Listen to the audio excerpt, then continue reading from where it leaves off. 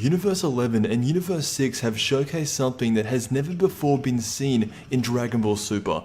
Dispo was saved for the pure intention of taking down Hit, and without him, Universe 11 will struggle. What makes Dispo the perfect counter to Hit is that he is speed. Everything about him is fast, and what that does is counter Hit's main technique, which is the time skip. Now, Dispo isn't so fast that he can break through the barrier of time, but with his ears, since they're so big, he can feel the vibration in Hit's muscles, and so he knows whenever Hit is about to do anything. And for that brief moment before he uses the time skip, that is when Dispo attacks. This is one of the best fights of the tournament so far. We know that Hit has a lot more in him than just the time skip, and as this fight goes on, Hit is pushed to the edge of the arena. Dispo goes in for the final blow, but he falls straight through.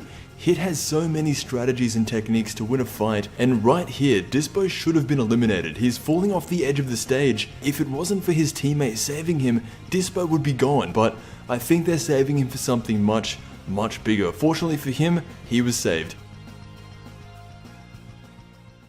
When Dispo and Hit were fighting, they were moving so fast that not even Zeno could see them. That tells us something about Zeno, and that is that he is not omnipotent. He can't do everything. There are some things that he can't do, and seeing Hit and Dispo's fight in real time is one of those things. But that's strange because he is a god and these are only two mortals, so we'll get into that later. Now, Zeno isn't a fighter. Back in Dragon Ball Z, you had to train and slowly you would learn how to see these fights in real time. With Zeno, I doubt he's had any form of training in his existence, so basically what this says about Zeno is that he is a walking nuke. He has no other reason to live, because so far, all he's done is wipe out universes and timelines. So, since Zeno is a god, and he couldn't even see a fight between two mortal men, does this in any way devalue his power? And I think it does. Even though it's not anything big, it means there is room for Zeno to improve to become stronger. And what that also means is that he has a weakness. And that's not something I'd ever thought I'd be saying about Zeno, but if you think about it,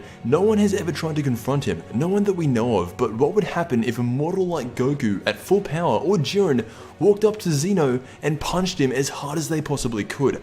I think he would die. Speed comes with power. If he couldn't even see Dispo and Hit fight, even though they were fighting very fast, Zeno is no doubt a very powerful character when he's on the offense. When he's destroying multiverses and timelines, nothing can stop him. But his defense is something that has never been tested. That's why I think he has bodyguards. They didn't even want Goku to touch him when they first met. They have very clearly outlined a weakness in Zeno, and that's not being able to keep up with the speed of mortals. Speed is power, so if he couldn't even keep up with the speed of Dispo, imagine him taking a full punch from Goku. It's the same thing. According to this latest episode, he wouldn't be able to take it. Now, his endurance and how much he can take is something that they haven't shown. They've shown how much power he can produce, but he is a child that doesn't even know the basics of fighting. He is a walking nuke, and nukes are only good for one thing. Right now, I see it as Zeno somehow has been given all the power in the multiverse. He has all this power that can eradicate universes, multiverses, timelines, whatever he needs to do,